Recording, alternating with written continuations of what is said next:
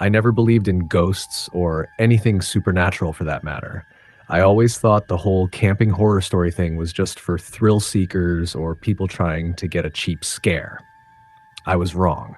This happened to me, and now I can't shake the feeling that something's always watching. It all started with a camping trip, one that I had been planning with a group of friends for months. We were a tight knit crew: Jake, Sarah, Luke, and I, close since college. We'd made it a tradition to go camping every summer, spending the weekends out in the wilderness, far from the noise of the city. This time, we chose a spot in the Appalachian Mountains. It was secluded, beautiful, and offered the kind of peace we thought we needed. Little did we know it would be the most terrifying weekend of our lives. We arrived late in the afternoon after a long drive through winding mountain roads. The place looked like a postcard. Tall pine trees, a crystal clear lake in the distance, and the faint sound of birds chirping overhead. It was perfect. We set up our tents near the edge of the forest, right by the campfire pit. The air was crisp, and there wasn't a cloud in the sky. For a moment, it felt like nothing could go wrong. As the sun began to set, we lit the fire and sat around it, laughing, telling stories, and cracking open a few beers. The crackling of the fire was the only sound we could hear, and I remember feeling utterly relaxed. We had a small radio with us, but the signal was weak, so we didn't bother trying to get anything playing. Just the fire and the sounds of the wilderness. At least that's what I thought we were hearing. It started as a distant sound, a rustling in the bushes just beyond the tree line. At first, we all assumed it was some kind of animal, maybe a deer or a raccoon. But the rustling grew louder, and then there was a sound that made me freeze, a low, dragging thump, like something heavy was being dragged through the brush. I looked at my friends, and they must have heard it too, because all four of us were staring toward the edge of the woods, trying to make sense of the noise. The forest was still, and then the thumping stopped. We all exchanged uneasy glances, but after a while, we brushed it off. It was probably just a bear or something. The woods were full of life, and this was their home, not ours. Night fell, and the air got colder. We kept the fire burning bright, and after a while, we retreated to our tents to sleep. That's when things started to feel off. The tent I was in was a little small for the four of us, so we kept the door partially open to let in some air. It was quiet, too quiet. Not a single animal made a sound. No rustling of trees, no chirping of crickets. Just the silence that seemed to press in on me like the forest was holding its breath. I woke up around midnight to the sound of someone whispering my name. At first, I thought I was dreaming, but the whispering came again. Clearer this time. My name, soft but urgent, calling from the darkness outside my tent. I bolted upright, my heart pounding in my chest. I reached for the flashlight we kept beside me, but when I flicked it on, the beam barely cut through the darkness. I heard the whisper again, and this time it was followed by the unmistakable sound of footsteps, slow and deliberate, moving just outside my tent. I wanted to scream, to wake my friends, but something stopped me. It was like my voice was stuck in my throat. The footsteps circled my tent, coming closer and closer until I could hear the breathing. Heavy, labored, like someone or something was standing just inches away. I pressed myself back against the fabric of the tent, trying to stay as still as possible. My mind raced, but nothing made sense. Who could it be? None of us had gone out after dark. I'd seen everyone go into their tents, including Sarah. I couldn't imagine any of them coming around to play a prank on me. But the breathing was real. Too real. The footsteps stopped. I waited for what felt like an eternity. Nothing moved. There was no more whispering, no more breathing, just the quiet rustle of the wind through the trees. But then the air turned cold, colder than before, like something was creeping through the fabric of the tent. I finally mustered the courage to peek outside. I unzipped the flap just a fraction of an inch, my eyes straining in the darkness, trying to make sense of what was around me. That's when I saw it. A figure, standing in the shadows of the trees, barely visible in the dim moonlight. It was tall, unnaturally tall, with a thin, skeletal frame. Its limbs were unnervingly long, and its head seemed to tilt at an unnatural angle, like it was observing me. I froze. I couldn't move, couldn't breathe. My heart pounded in my ears, and for a second, I thought it was going to step forward into the light. But it didn't. It stayed there, watching. Waiting. I don't know how long I stared at it. Seconds? Minutes? Time felt like it had stopped. I wanted to call out to my friends to warn them, but I couldn't tear my eyes away from that thing. The air around me grew thicker, heavier, as though the world itself was holding its breath. And then, without any warning, it vanished. Not fading away, just gone, like it had never been there at all. I stumbled out of my tent, barely able to breathe, my legs shaking beneath me. I ran to Jake's tent, knocking frantically on the fabric. He groggily unzipped the door, and I practically fell inside. "What's wrong?" he asked, his voice thick with sleep. I saw something. In the woods. I gasped, trying to catch my breath. It wasn't human. It was something else. Jake stared at me like I was out of my mind, but I could see the fear in his eyes. He'd heard the whispers, too. He hadn't seen the figure, but he'd felt it. The same cold, oppressive presence that had nearly crushed me in my tent.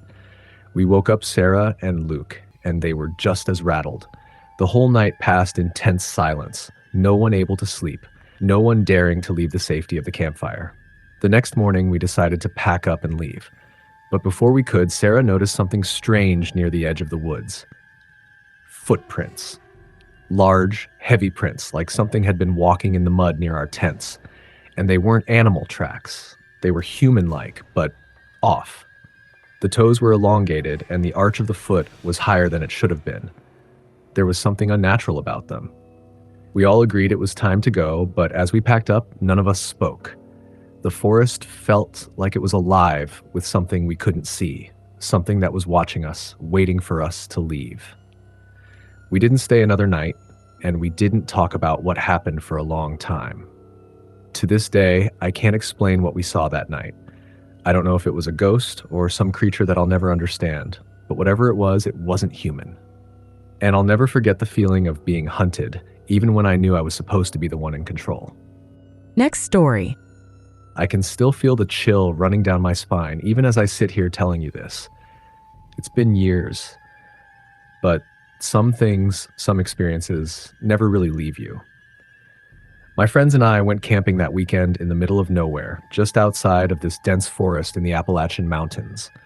It was supposed to be the perfect getaway, just a few days of hiking, fishing, and enjoying the quiet away from the noise of the world. Little did I know that this trip would change everything. It all started when we set up camp. We arrived at the site in the late afternoon, and it was just as isolated as we hoped for. The kind of place where no one would disturb you. The woods were eerily quiet, not a sound to be heard except for the rustling of the leaves in the breeze. We set up our tents by a small creek, its water flowing gently over the rocks, and built a campfire to get some warmth. The air was fresh, crisp, but there was this unsettling stillness that settled over us. It was like the forest was watching us, waiting. That evening, we joked around the fire, shared stories, and roasted marshmallows, but none of us could shake the feeling that something was off. As the sun dipped below the horizon, the darkness crept in faster than we expected. By the time we all retired to our tents, the forest had become a vast sea of shadows. I remember hearing something faint in the distance. A whisper, maybe. At first, I thought it was just the wind, but it didn't sound like wind. It was too deliberate, too clear, almost like a voice calling to me. I tried to brush it off, told myself I was being paranoid, but I couldn't shake the feeling. In the middle of the night, I woke up. I don't know why, but I just woke up, eyes wide open. I lay still, listening. The world outside my tent was completely silent. No crickets, no wind, just pure, suffocating quiet. Then I heard it again. A whisper, only this time it was louder. It was coming from somewhere outside the tent, just beyond the firelight's reach. It was calling my name. At first, I thought I was imagining it. But then it came again. "Ethan?" I sat up in my sleeping bag, heart racing. My flashlight was just out of reach, so I didn't want to make any sudden movements. I wasn't sure if the others had heard it. Maybe they were asleep. But I had to check. Slowly, I unzipped the tent and poked my head out, scanning the woods around the campsite. Everything was still. My breath came out in visible clouds, and the air felt heavier, colder. It was like the night had swallowed all the warmth. I glanced over at my friends' tents. Everyone was asleep, or at least they appeared to be. I stood there, frozen, waiting for the voice to come again. It didn't. For a while, nothing happened, but the longer I stood there, the more I felt it. Something wasn't right. Suddenly, from the dark trees near the creek, a figure appeared. At first, I thought it was one of my friends out for a late night stroll, but as the figure stepped into the light, I realized it wasn't any of us.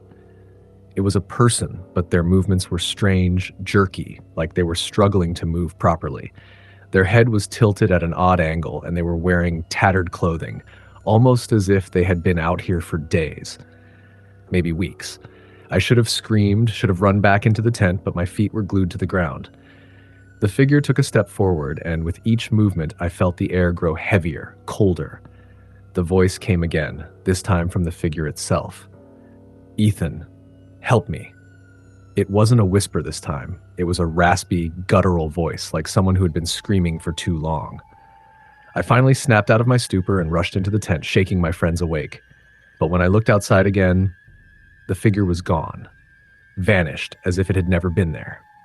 We all sat there trying to rationalize what happened. Maybe it was some kind of prank, maybe someone was lost in the woods. But there was something about that voice, something about the way the figure moved, that sent a shiver through me. I couldn't sleep after that. Every little sound outside the tent made me jump. I thought I heard footsteps, the crackling of leaves, but I couldn't be sure. The next morning, we decided to pack up and leave. We joked about how creepy the night had been, but deep down, we were all relieved to leave. That was until we noticed something strange. The footprints around our camp. They weren't ours. They weren't even human. They were large, clawed prints, like something heavy and unnatural had been walking around our tents during the night. They circled our campfire, then went straight toward the creek, before vanishing. I don't know how to explain it. The only thing I knew for sure was that something had been watching us, but we couldn't leave right away. Our car was parked miles away, and we couldn't carry all our gear through the thick woods, so we decided to spend one more night, a mistake, the biggest mistake we ever made.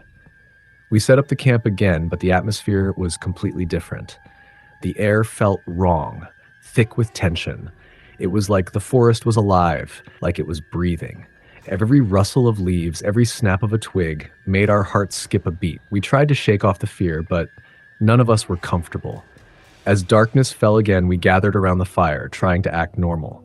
I couldn't stop glancing over my shoulder, my eyes constantly darting toward the trees. That's when we heard it, a howl. Deep and guttural, coming from somewhere deep in the forest. It wasn't an animal. I knew that. I felt it in my bones.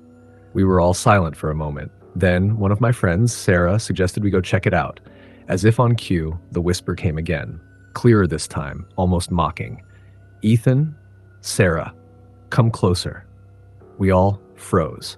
That was it. We couldn't stay here any longer. I grabbed my flashlight, and we hurriedly packed up what little we had left, not even bothering to take down the tents properly. My heart pounded in my chest as we made our way toward the trail, away from the creek, away from the cursed camp. That's when I saw it. Out of the corner of my eye, something was moving in the trees. Something fast, too fast for a human. I turned to look, but there was nothing there. Just shadows, but I knew it was there. I could feel it. The air turned ice cold again, and I heard the voice, this time coming from behind me. "Run, Ethan. Run. You're too late." I didn't wait to hear another word. We ran, all of us, as fast as we could, not daring to look back.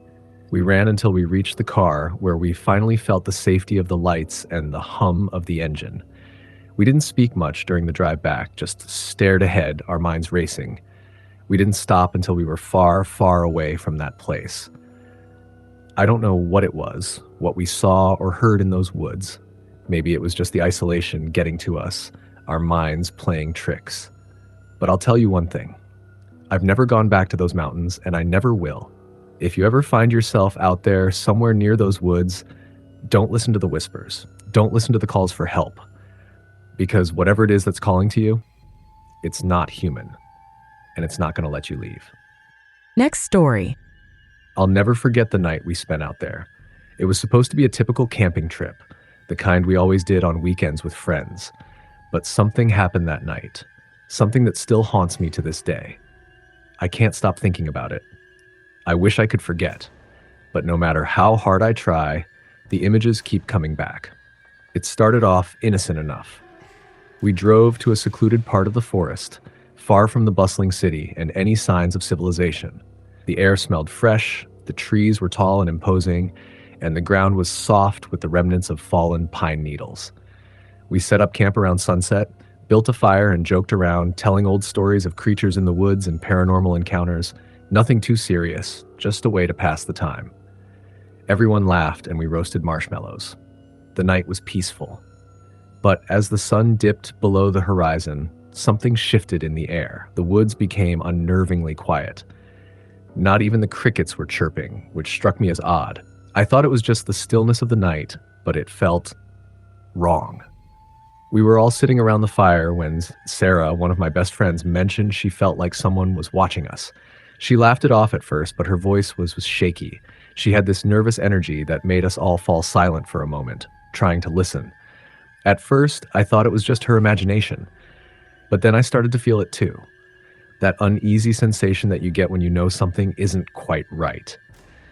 We shrugged it off and carried on with our conversation. But the quiet in the woods kept stretching, as if the night itself was holding its breath.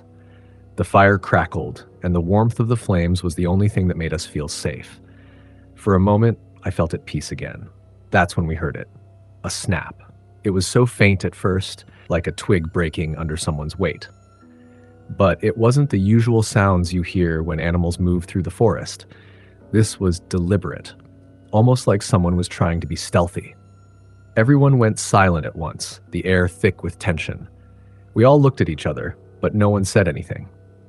Another snap, a little closer this time.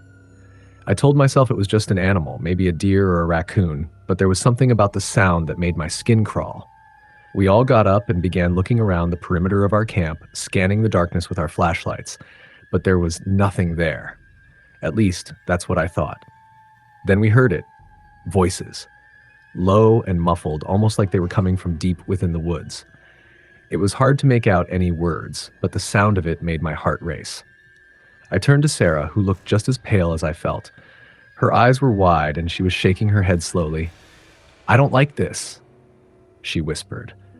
I tried to convince everyone that it was probably just other campers, but the more I tried to rationalize it, the less I believed it. The voices weren't normal, not like any human voices I'd ever heard. They didn't carry the laughter or joy of people enjoying a night in the woods. There was something wrong about them. I suggested we pack up and leave, but no one wanted to be the first to admit they were scared. The fire was still burning, but the shadows seemed to stretch further than before, swallowing the light.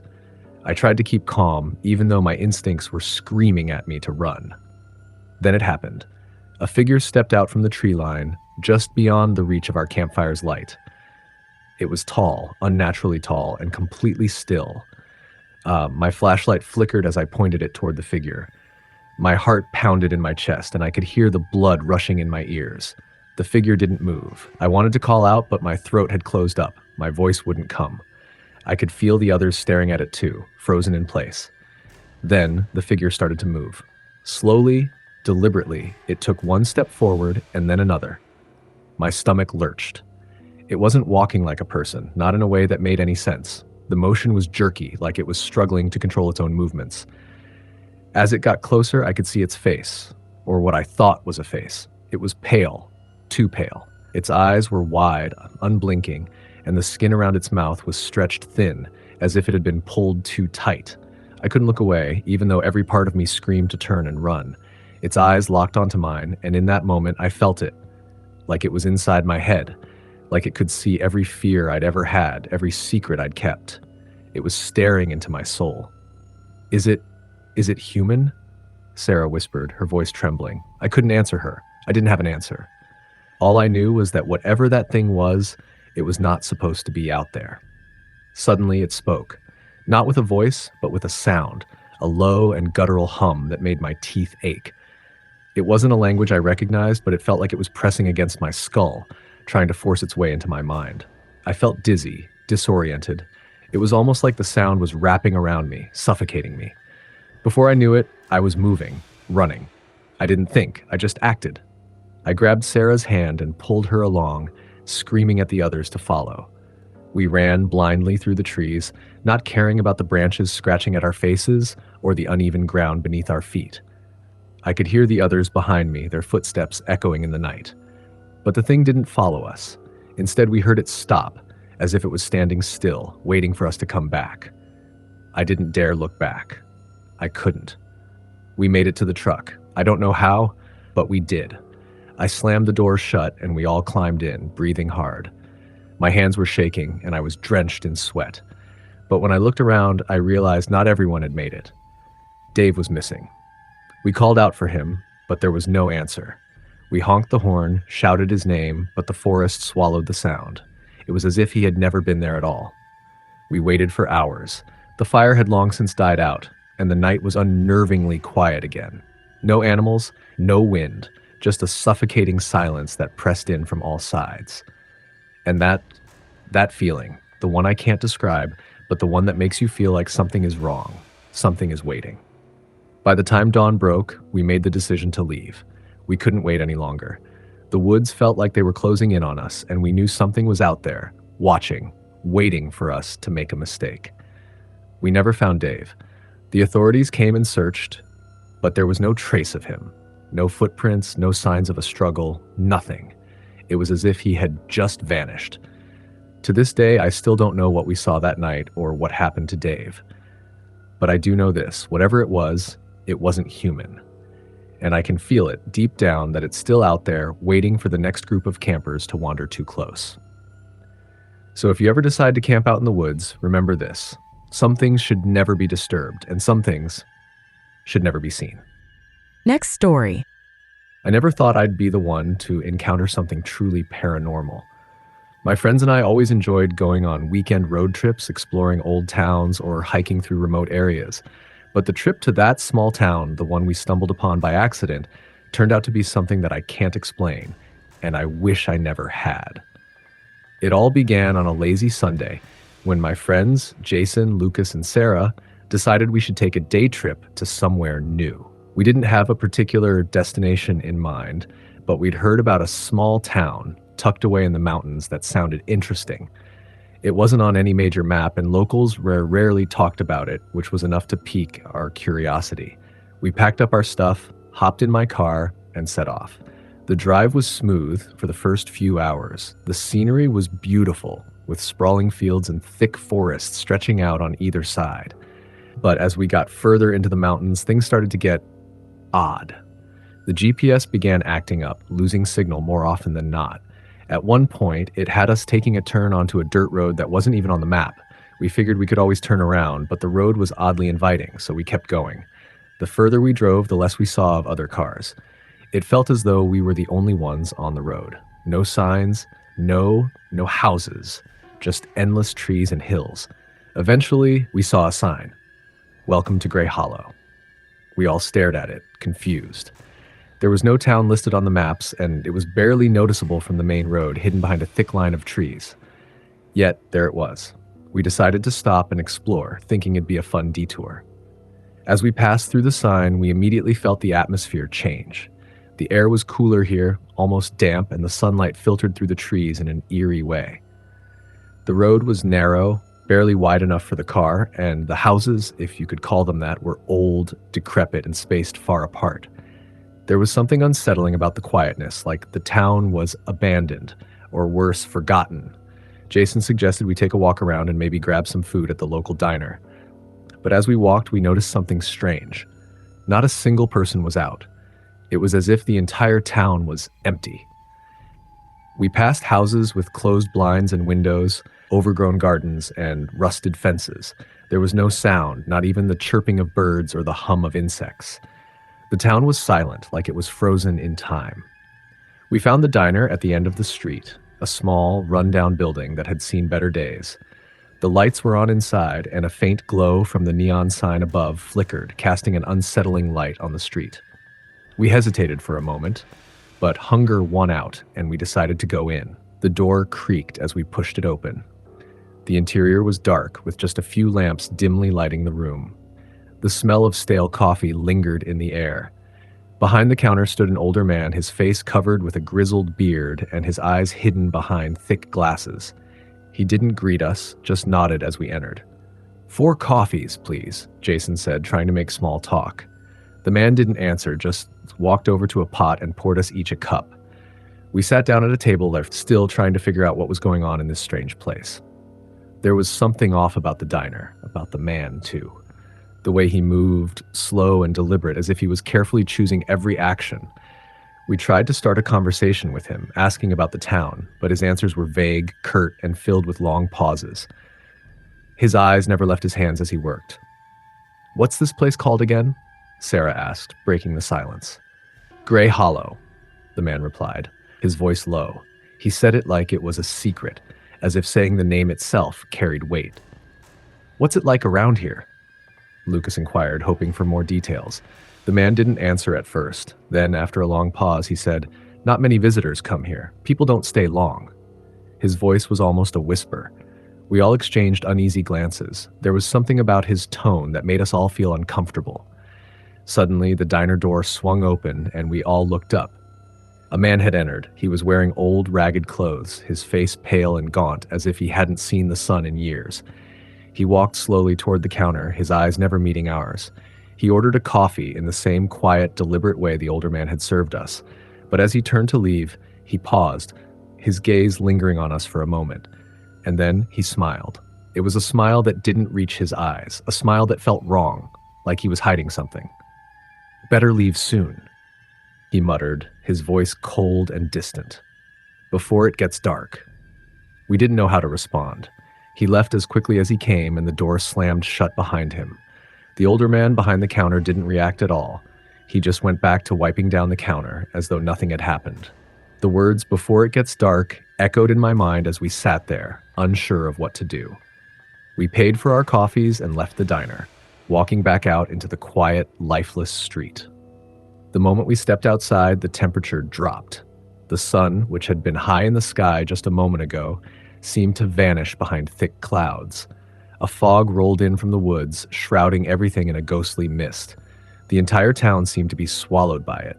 We hurried back to the car, our steps quick and uneasy. As we got in, the engine sputtered. It wouldn't start. The car had been fine before, but now it was as if something had stopped it from working. We tried several times, but nothing happened. Suddenly, we heard a loud bang, like a door slamming somewhere. We all turned to look, but there was no one in sight. Then we saw them, figures, shadows moving in the fog, coming toward us from all directions. The people we had seen earlier, the ones who had been in the diner, were now surrounding the car, walking slowly, their faces blank and lifeless. Their footsteps were synchronized, a strange, eerie rhythm that made my skin crawl. I tried to start the car again, panic rising in my chest.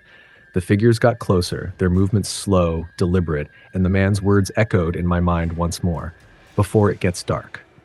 That's when I realized this town wasn't abandoned. The people were still there, but they weren't living. They were stuck, trapped in some kind of limbo, forever caught in the fog, and they weren't going to let us leave. With a final, desperate turn of the key, the car roared to life. I slammed my foot on the gas and we sped out of Gray Hollow, not looking back once. To this day, I still don't know what happened there. I've tried to find information on the town, but every map I look at shows it as a blank spot. Nothing there.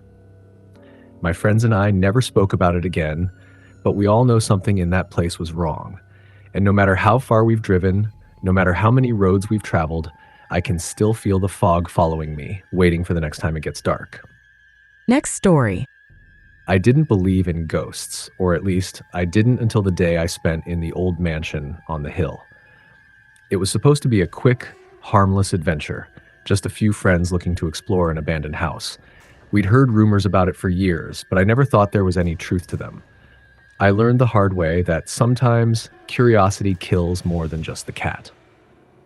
It all started one summer afternoon when my best friend Rob came to me with an idea. He'd found an old, abandoned mansion on the edge of town. The place had been empty for decades, but it was big, creepy, and full of mystery. Just the kind of place we could explore for the afternoon. The locals talked about it in hushed tones, mentioning strange noises coming from the house at night, lights flickering in the windows when no one was supposed to be there, and the odd smell that lingered around the property. But these were just stories. Stories meant to scare kids, to make the place off limits. But Rob wasn't afraid. He was always the brave one, the one who dared us to do the things others wouldn't. So when he suggested we go there, I couldn't say no. Neither could our other two friends, Ellie and Matt. None of us were truly believers in the supernatural. We just wanted to have a bit of fun, sneak around, maybe find a hidden room or some treasure buried beneath the floorboards. We arrived at the mansion just as the sun was setting, casting long shadows over the crumbling stone walls. The mansion was enormous, towering over the rest of the town like some ancient giant. Its windows were all dark, some cracked or covered with old boards, and vines had begun to crawl up the sides of the building. It looked abandoned, but it also looked watched, like something was waiting for us to make a move. Rob, ever the fearless leader, led the way as we crept through the overgrown yard and up the stone steps. The front door was barely hanging on its hinges, groaning as Rob pushed it open. We stepped into the foyer where dust and cobwebs greeted us like an old friend. The air inside was musty, stale, and thick with the smell of mold. The floor creaked under our weight as we moved deeper into the house, our flashlights cutting through the dark. We explored room after room, each one more dilapidated than the last. Old furniture lay broken and abandoned, the walls were covered in peeling wallpaper, and the ceilings were sagging, as if the house itself was collapsing in on itself. But the deeper we went, the more I began to feel like something wasn't right. The silence felt too heavy, like it was pressing down on us. And every now and then I thought I heard faint whispers, like someone was just out of sight, watching us. We ended up in the grand hall, a large open room with high ceilings and a massive fireplace. The floor was covered in dust, but the grand staircase at the far end still looked intact. Rob, being the adventurous one, immediately started climbing it, his footsteps echoing in the silence. Ellie and Matt followed, and I, reluctantly, brought up the rear. As we reached the top, we found ourselves in a long hallway. The wallpaper here was faded, torn in places, but what caught my eye wasn't the wallpaper, it was a door at the far end of the hall, slightly ajar. The air around it felt different, colder somehow, like the rest of the house didn't quite touch this room. "Let's check it out," Rob said, his voice full of excitement. He pushed open the door, and we stepped inside. The room was different from the others. It was pristine, untouched by time. The furniture was old, but it was well kept, and there was a large, ornate mirror hanging on the wall. The room felt like it belonged in a different era, as though it had been frozen in time. But what really caught my attention was the painting above the fireplace. It was of a woman dressed in Victorian clothing, with a somber expression on her face. Her eyes seemed to follow us as we moved around the room, and I couldn't shake the feeling that something was off about her. There was a darkness behind her gaze, something deep and unsettling. I stepped closer to the painting, my curiosity piqued, and that's when I saw it, the faintest of movements. At first, I thought I was imagining it, but when I looked again, I saw the woman's hand twitch, just a little. My blood ran cold. "Guys, look at this," I whispered, pointing at the painting. Rob, Ellie, and Matt crowded around me, staring at the woman's face. "She's moving," Ellie said in disbelief. I didn't answer, too transfixed by what I was seeing. The woman's hand was definitely moving now, twitching with purpose. And then, to my horror, her lips began to move, as if she were speaking, whispering something under her breath. My heart began to pound in my chest. "What's she saying?" Rob asked, his voice barely audible. I could hear it now, too. A voice, faint but clear. "Get out!" The words came through like a cold wind, creeping into my ears. I stumbled back, knocking over a chair, the loud crash breaking the stillness of the room.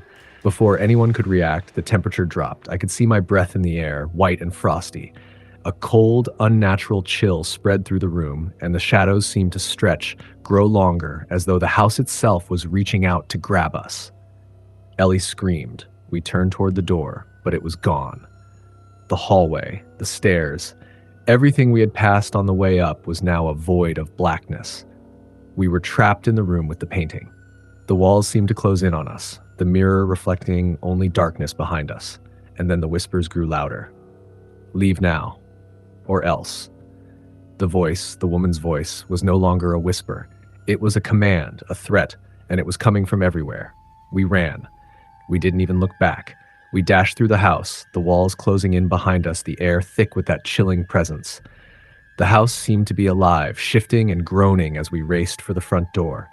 The moment we reached it, the door flew open on its own, as if the house itself was finally letting us leave. We didn't stop running until we reached the car. We didn't speak as we drove away, our faces pale and our hands trembling. The house was still there, looming in the distance, and as we looked back, I swear I saw the figure of the woman standing in the window, watching us leave. We never spoke about what happened, but I'll never forget the look in her eyes, the look that seemed to say she was waiting for us, waiting for anyone who dared to step inside. I don't know who she was or what she wanted, but I've learned my lesson. Some places are better left unexplored, and some things, some people, never truly leave. Next story. I had always been a skeptic when it came to ghost stories. I thought they were just tales to keep kids entertained around campfires, stories made up by overactive imaginations. That was until I went to the old abandoned town in the middle of nowhere. Now, I can't shake the feeling that something is following me. It all started when I was invited to spend the weekend with a couple of friends at a remote cabin. The idea was to get away from the bluff city life and enjoy some peace and quiet. The cabin was nestled deep in the woods, miles from any other homes. Perfect for a weekend of hiking, fishing, and telling stories. When we arrived, everything seemed normal at first. The air was crisp, the lake was calm, and the forest around us looked picturesque, like something out of a postcard. But there was something unsettling about the place. It felt too still, too empty, like the woods were holding their breath. The silence wasn't peaceful, it was oppressive. We joked about how it felt like the calm before a storm, but as the night grew darker, that feeling of unease only deepened. We made a fire outside and spent the evening talking, drinking, and laughing. As the flames flickered, we shared stories about our childhoods, about the weird things we'd seen in the woods, and of course, ghost stories. But when it was my turn to share, I decided to tell a story about a town I'd read about, one that had been abandoned for decades. No one had lived there for years, but it was said to be haunted by the spirits of those who had mysteriously disappeared. The story seemed to hit a nerve with my friends. They asked me more about it, and the curiosity grew. I jokingly suggested we go see the old town the next day, but they all laughed it off. That's when I decided to look it up on my phone. The more I read about it, the stranger the story got. The town, known as Hollow Creek, had once been a small mining community. People had lived there peacefully for years, but then, one by one, they disappeared. No trace, no explanation. The town had been abandoned, and the area surrounding it was sealed off by authorities. They said it was unsafe due to a number of unexplained circumstances. My friends seemed intrigued, so we all agreed to go check it out the next morning. It was a bad decision, one that would haunt me for the rest of my life. The next day, we packed up some food, grabbed our cameras, and set out toward Hollow Creek. The drive took us deeper into the forest, and the further we went, the more the road seemed to narrow. Eventually, the trees became thicker, and the air grew colder. By the time we reached the outskirts of the town, the weather had shifted and the sky had grown overcast. We parked the car near a rusted sign that read, Hollow Creek, authorized personnel only. The town lay just beyond a broken-down iron gate. A chill ran through me as we stepped out of the car, and I could feel the hair on the back of my neck stand up. The place had an eerie stillness to it, like it was frozen in time. We started walking along the main road, passing abandoned buildings, old shops, and houses that had clearly been untouched for years. Windows were boarded up, doors were left ajar, and the pavement was cracked and overgrown with weeds. It was like we had stepped into another world, one that time had forgotten. We wandered deeper into the town, snapping pictures and exploring the old buildings. But with every step, I felt more and more uncomfortable. There was something wrong with this place. Something I couldn't quite put my finger on. The silence was deafening. No birds, no animals, just the sound of our footsteps echoing on the cracked streets. We found an old church near the center of the town. The doors were wide open, as if inviting us inside. As we walked through the threshold, the temperature seemed to drop. My breath came out in visible puffs, even though it wasn't that cold outside. Inside, the air was thick, musty with age, and there were strange marks on the walls. Scratches, claw-like symbols carved into the wood. The pews were overturned and the altar was covered in dust. It felt like a place abandoned in a hurry, a place where something had happened, something that forced people to leave in the dead of night. That's when we heard it. A low creaking sound, like the groan of an old wooden floorboard, echoed through the church. My friends froze, their faces turning pale as they stared around the room. The sound grew louder, more distinct, like footsteps moving across the floor above us. But no one was upstairs. One of my friends, trying to brush it off, suggested it was just the building settling. But then we heard a whisper, soft, barely audible. My name. It wasn't one of my friends. It was a voice that sounded ancient, worn with time, like it had been waiting for someone to hear it. Ethan. My blood ran cold. I could barely move, but I managed to turn to look at my friends. They looked just as terrified as I felt. We didn't speak. We just started moving toward the door, our footsteps quick and sharp, our breaths shallow. But just as we reached the door, it slammed shut. The air grew heavy, thick, as if the entire church was holding its breath. I could feel the temperature drop even further, my body shaking, and then we heard it again, the sound of footsteps. Louder now, closer. We turned, and at the far end of the church in the shadows, I saw it. A figure. A man, or what looked like a man, standing perfectly still, just watching us. His features were obscured by shadow, but I could see his eyes. Dark, empty, like holes carved into his face.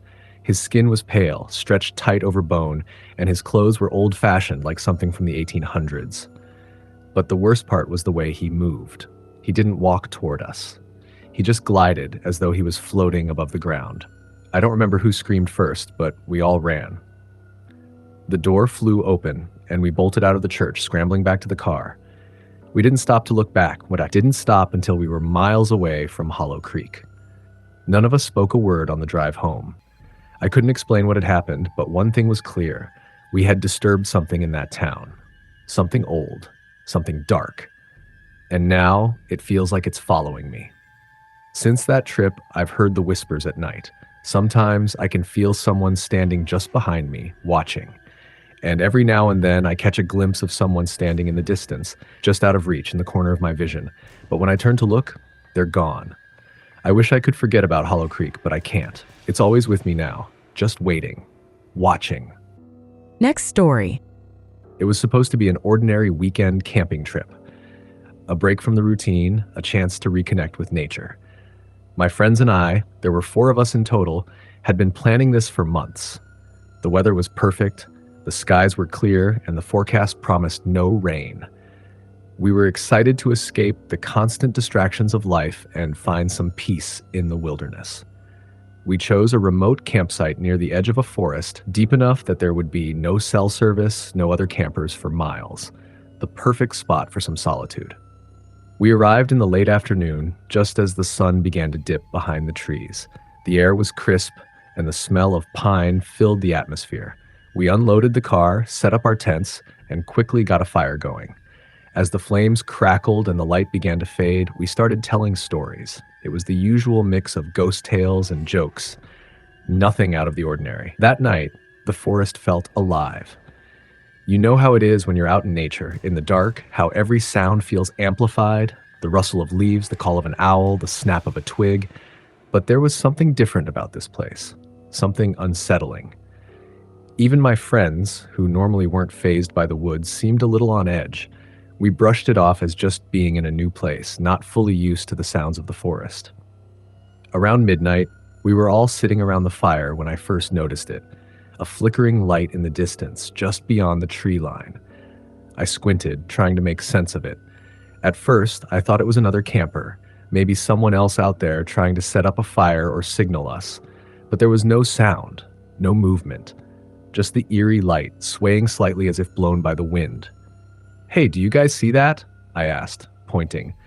My friends turned to look, and we all stared at it for a while. It was hard to tell exactly what it was. The light wasn't constant. It flickered and swayed, almost like a lantern being carried through the trees. But there was something strange about it. Something, off. "I think it's someone else," said Josh, one of my friends. "Maybe they're lost or something." "Yeah, we should go check it out," Emily, another friend, added. "Maybe they need help." At this point, the curiosity had gotten the better of us, and we all agreed to investigate. We grabbed our flashlights and cautiously made our way toward the light, walking single file through the thick trees. The deeper we went into the forest, the more the atmosphere changed. It wasn't just the absence of sound. It felt like the air itself was heavier, denser, as if something was pressing down on us. The woods, usually so full of life, felt empty. The light was still there, just ahead, but it hadn't moved. It was almost like it was waiting for us, as if it knew we were coming. We continued forward, our footsteps muffled by the thick layer of leaves and dirt beneath us. The light began to flicker more intensely, almost as if it were trying to communicate with us, beckoning us closer. When we finally reached the clearing where the light was coming from, we saw it. A small, dimly glowing lantern, placed carefully on the ground in the middle of the clearing. It was old, the kind of lantern you might find in an antique shop, and it emitted an eerie, pale glow that seemed unnatural. There was no one around, no sign of anyone having been there recently. Just the lantern, sitting on the ground in the middle of the clearing, lighting up the otherwise dark forest. "That's weird," Josh said, his voice barely above a whisper. "Who would leave a lantern out here?" We all stood there for a moment, staring at it. The wind picked up, sending a chill through the air, and the lantern's glow flickered again. The hairs on the back of my neck stood up. Something wasn't right. The light felt wrong, like it didn't belong. Suddenly, I heard something, a faint noise from the trees behind us, a low, growling sound like an animal, but not quite. I whipped around, scanning the dark woods. Nothing. The sound stopped as quickly as it started. "Did you hear that?" I asked, my voice tight. "Yeah, I did," Emily replied. "It's probably just an animal. Let's head back. This place is starting to give me the creeps." But before we could turn around and leave, the lantern went out. The sudden darkness was almost suffocating, and I felt the temperature drop by several degrees in an instant. We all froze. In the silence that followed, something felt wrong. I couldn't shake the feeling that we were being watched. Then we heard it again. This time, it was louder. A low growl, followed by the sound of something large moving through the underbrush. The sound came from all around us, closing in. We didn't need to say anything. We turned and ran as fast as we could back toward our campsite. The forest seemed to shift around us, the trees closing in, and we could feel something following us. Something large, something that moved just out of our sight. The growls echoed through the trees, getting closer with every step. We stumbled over rocks and roots, the darkness swallowing us whole. The sound of heavy breathing, not our own, seemed to be right behind us. Every time we looked over our shoulders, there was nothing there, but we could feel the presence closing in. Finally, we broke through the tree line and burst into the clearing where our camp was set up. We didn't stop. We didn't even look back. We just dove into the tents, pulling them shut as fast as we could, hearts racing in our chests. We stayed up the rest of the night, huddled together in the tents, too terrified to sleep. The growls never stopped. They echoed through the trees all night long, circling our camp. We could hear things moving just outside the edge of the firelight, but when we peeked out, there was nothing there. When dawn finally broke, the sounds stopped. The forest seemed to return to normal, the eerie quiet descending once more. We were all too shaken to speak. We packed up our things in a hurry, not caring about the mess, and drove back to town without saying much. We never spoke about what happened that night, but none of us could ever forget the feeling of being hunted. To this day, I don't know what it was we encountered out there in the woods. Was it a wild animal? Something supernatural? I don't know, and honestly, I'm too afraid to find out. But I'll tell you this, if you ever find yourself camping in the deep woods and you come across a lantern glowing in the middle of the forest, don't go near it. Don't follow it. And whatever you do, don't stay. Next story. It was supposed to be a relaxing camping trip, just a quiet weekend getaway to recharge. My brother and I had been planning it for weeks. After months of nonstop work and stress, we both needed a break. The plan was simple. Head up to the old campsite by the lake, fish, hike, and disconnect from the world for a few days. It was a spot we had visited countless times before, tucked away deep in the woods, far from any sort of civilization.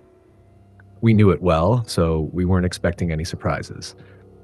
When we arrived, everything seemed perfect. The lake was calm, the sun was shining, and the air was fresh and cool. We set up our tents near the shore and unpacked. The sound of the water lapping gently against the shore was soothing, and for the first time in months, I felt at ease.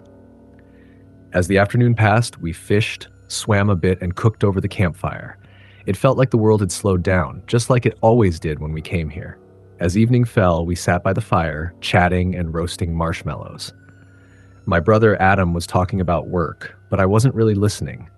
My eyes kept drifting toward the tree line, the dark outline of the forest against the dying light of the sunset. It was as if the trees were moving, though I knew it was just the wind. But the longer I stared, the more I felt like something was watching us. "You okay?" Adam asked, noticing me staring into the woods. "Yeah, just tired," I said, trying to shake off the feeling. "It's nothing." But it wasn't nothing. There was a presence out there, something I couldn't explain. I tried to tell myself it was just my mind playing tricks, but the feeling didn't go away. After a while, we decided to turn in for the night. We crawled into our tents, zipping them up tightly, but I couldn't sleep. The sounds of the forest were too loud, too unsettling. The wind was picking up, rustling the branches, and every now and then, I thought I heard something moving just outside the tent. I couldn't help but listen, straining my ears, but there was nothing. Then came the whisper. Soft at first, just a faint rustling sound like leaves moving.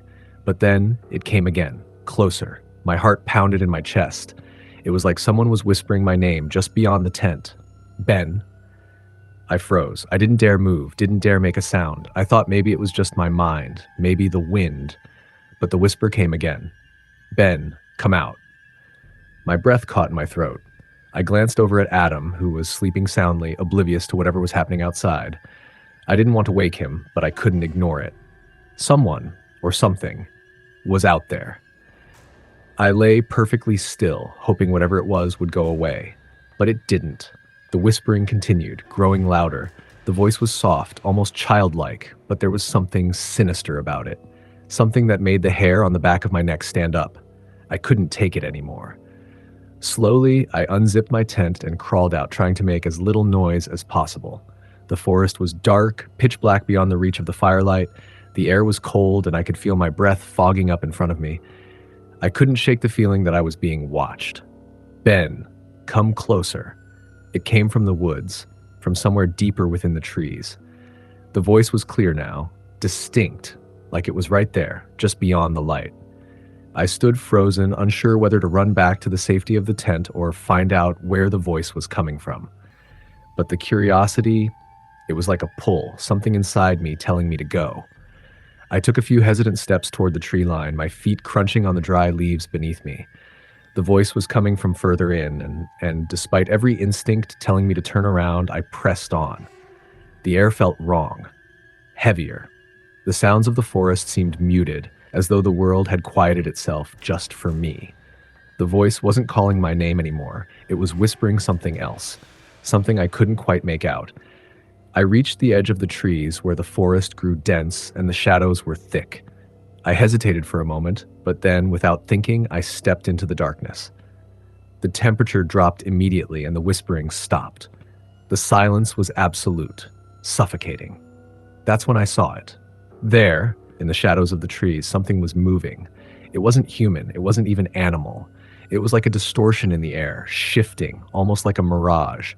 The shape was indistinct, flickering between solid and transparent. I couldn't make out any details, just a vague form that seemed to bend and twist unnaturally. It wasn't the wind, it wasn't a shadow, it was something else entirely. The whisper returned, this time from behind me. "Ben, don't run." I whipped around, heart racing. There was no one there, but the feeling of being surrounded, of being trapped, was overwhelming. Something was watching me. I could feel its eyes on me, but when I looked, there was nothing. "Ben." The voice sounded like it was right next to me now, in my ear. I spun around again, but still no one was there. The air around me seemed to ripple, as if the very trees were closing in on me. I turned to run, but my legs wouldn't move. I was frozen in place. I caught in the grip of whatever was out there. The shadows seemed to stretch toward me, reaching with long, claw-like fingers. The whispering grew louder, more urgent, and the distorted shape in the trees seemed to move closer, slowly. Then I heard my brother's voice. distant but clear. Ben, Ben, where are you? The moment I heard his voice, I snapped out of my trance and bolted. I ran through the trees, ignoring the branches scraping at my face, not stopping until I was back at the camp. I didn't look back. I didn't need to. When I stumbled into the clearing, I found Adam sitting up in his tent, wide-eyed, his face pale. Ben, what the hell was that? He asked, his voice trembling. I couldn't answer. I couldn't find the words to explain it. I just grabbed him by the arm and pulled him out of the tent. We packed up the campsite in a frenzy, not caring about anything except getting the hell out of there. We didn't speak a word on the way back to the car, and I didn't look back even once. We haven't been back to that spot since. Every time I think about it, I hear that voice in my head. Ben, come closer. But I know better now.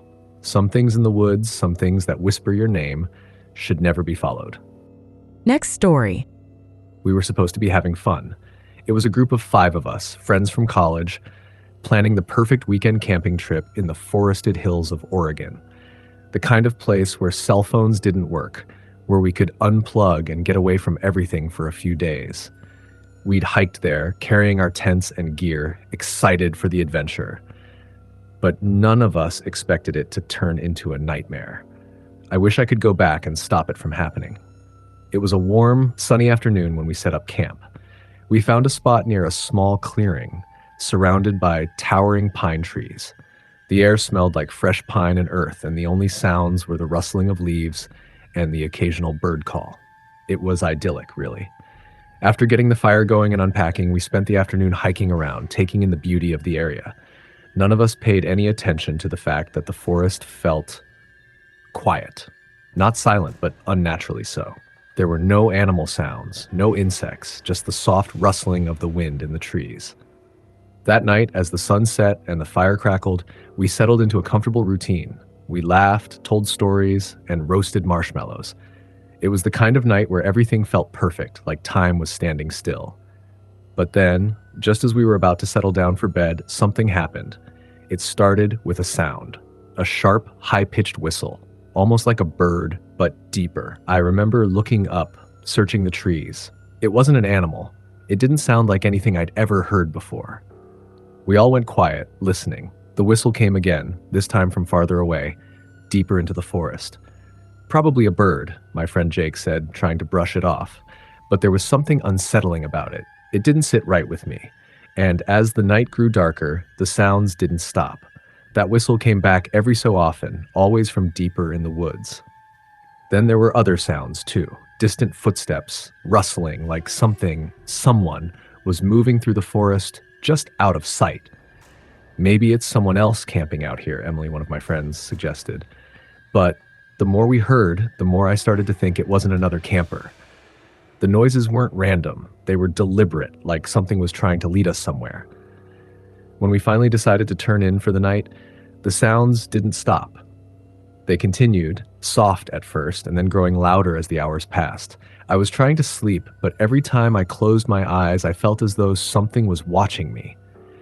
That night, I woke up more times than I can count, each time hearing that distant whistle, closer now, as if it were drawing nearer. And every time, I could feel a growing sense of dread in the pit of my stomach. By morning, I was exhausted. The others looked equally worn out, and I could tell they hadn't slept much either. None of us spoke about it, but we all knew something was wrong. We packed up our gear quickly, trying to put the strange noises behind us. We hiked a bit further into the woods that day, hoping to shake off the unease. But that night, it got worse. We set up camp in a new spot, further into the woods, further away from where we'd been the previous night. The area felt different, darker, more oppressive. We tried to shake off the unease, starting a fire and settling down, but the sounds from the night before started up again, this time even more pronounced. The whistle, followed by the footsteps, the rustling. Only this time, it wasn't distant. It was right on the edge of our camp. We all fell silent, straining to hear. And then, for the first time, we saw something. A shadow, just at the edge of the clearing, darting between the trees. It was quick, too quick, like something unnatural. It was human-shaped, but not right. Too tall, too thin, and moving in jerky, unnatural movements. My heart skipped a beat, and I could feel the blood draining from my face. "Did you see that?" Jake whispered. We all nodded, too terrified to speak. Then came the whistle again, louder now, and it wasn't coming from one direction. It was coming from all around us, in front of us, behind us, from above. I don't know how we managed to stay calm, but somehow we did. We decided to pack up and leave.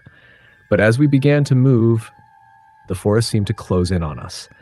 The shadows seemed to stretch, and the trees felt like they were crowding us, leaning in from all sides. We were surrounded, trapped in this dark maze. And then the whistle came again, this time from directly behind us. I spun around, and there it was, the figure. It was standing there, just a few feet away. A man, tall and thin, dressed in tattered clothing, his face obscured by shadow. His eyes, they weren't right. They were empty, dark, like there was nothing behind them. It didn't move, just stood there, staring at us. And that's when we heard it, the whispering. Low, unintelligible whispers coming from our direction. We turned and ran. We didn't even look back. We ran through the trees, through the thick underbrush, not caring where we were going, just trying to get away. The sounds followed us, the whistle, the footsteps, the whispers. It was like the entire forest was alive, chasing us, trapping us. We didn't stop until we made it back to the car.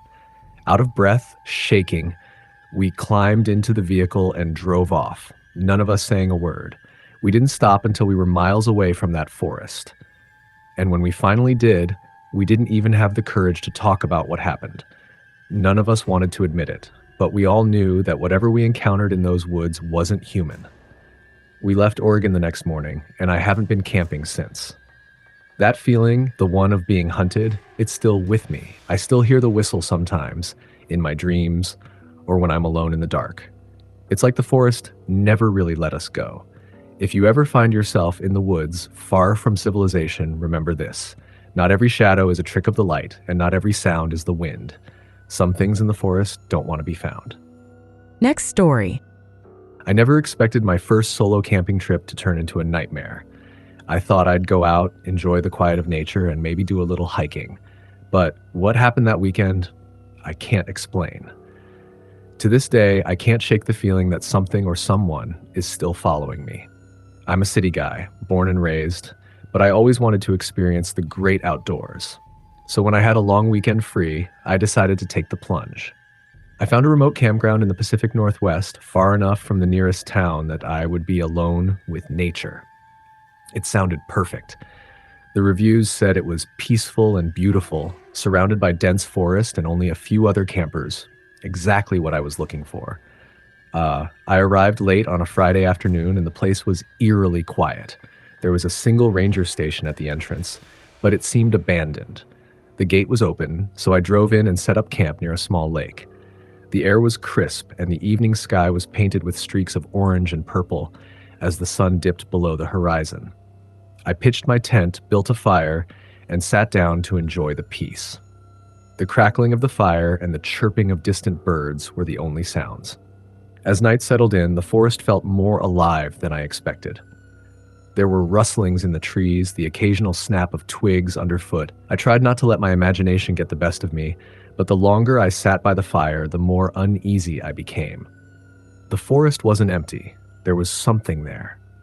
It was the kind of quiet that felt like it was hiding something that didn't want to be noticed. I couldn't shake the feeling that I was being watched.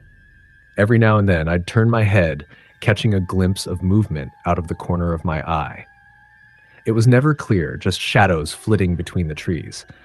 I told myself it was probably a deer or a raccoon, but the feeling didn't go away. My heart raced as the sun dipped completely beneath the horizon. I grabbed my flashlight and decided to take a quick walk around the campsite to clear my head. The beam of light cut through the darkness, illuminating the tall trees and the underbrush. But there was something wrong. The trees seemed too close, the shadows too thick. It was as if the darkness was alive, breathing, waiting for me to make a mistake. As I walked deeper into the forest, the air grew colder. I felt my breath quicken, my nerves on edge. Then I heard it, a sound that made my blood run cold, a low, guttural growl. I froze. My flashlight shook in my hand, casting erratic beams across the trees. I turned toward the sound, my heart pounding in my chest. For a moment, I thought I saw a figure in the distance, just beyond the trees. It was tall, hunched, and appeared to be moving slowly, deliberately. My mind raced, trying to make sense of it. Was it an animal? Maybe a bear? But no bear I knew moved like that. No animal growled like that. I couldn't see it clearly, but I could feel it watching me. The way the air shifted around me, the way the trees seemed to bend inward, like the forest itself was closing in. Without thinking, I turned and ran, the beam of my flashlight bouncing wildly as I sprinted back to the campsite. My breath was ragged, my legs burning from the effort. I reached my tent and threw myself inside, locking the zipper behind me. My heart was racing, and my hands trembled as I fumbled for my phone. But of course, there was no signal. The isolation felt even more suffocating now. I lay in my tent, staring at the ceiling, unable to sleep. The night was so quiet, so unnaturally still, that I could hear every little sound, the rustling of leaves, the crack of a twig snapping underfoot. But now, it wasn't just in the distance. It was close, too close. Then a voice, a soft, whispering voice, drifted into my ears as if from nowhere. It wasn't loud enough to make sense of the words, but it was unmistakable. Someone or something was talking to me. The voice was slow, deliberate, and wrong. It sounded like it was coming from inside the forest, like it was calling me, pulling me out into the dark. I tried to ignore it, tried to tell myself it was just the wind, but it was no use. The whispering continued, growing louder, more insistent. I don't know how long I lay there, too terrified to move. Eventually, the voice stopped. The forest fell silent again, and the sense of being watched returned, more oppressive than ever. The next morning, I packed up my camp in a hurry. I didn't care about finishing the hike I had planned. I just wanted to get out of there. But as I was about to leave, something caught my eye. A symbol carved into the trunk of a tree, just outside my campsite. It was crude, jagged, and looked ancient, like it had been there for decades. I didn't recognize the markings, but something about them made my skin crawl. I quickly turned away, not wanting to linger a moment longer than I had to. I drove out of the campground as fast as I could, the whole time feeling like I wasn't alone. The hair on the back of my neck stood up as if I was being followed, as if the very forest itself was watching me leave. It's been weeks since that trip, and I've tried to put it out of my mind, but I can't. I keep hearing that whispering voice at night, and sometimes when I walk through the woods near my home, I swear I can feel those eyes on me again.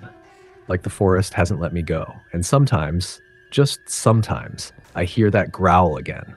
Soft, distant, but unmistakable.